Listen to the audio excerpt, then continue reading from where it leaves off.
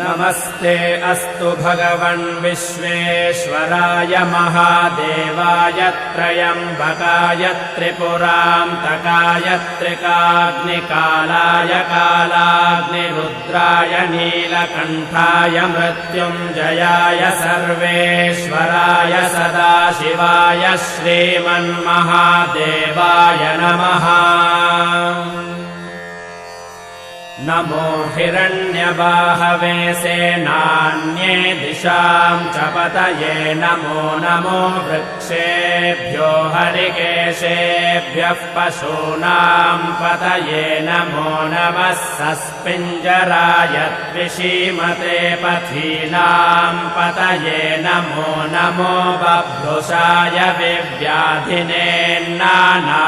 पतये नमो नमो हरिकेशाय योपवीति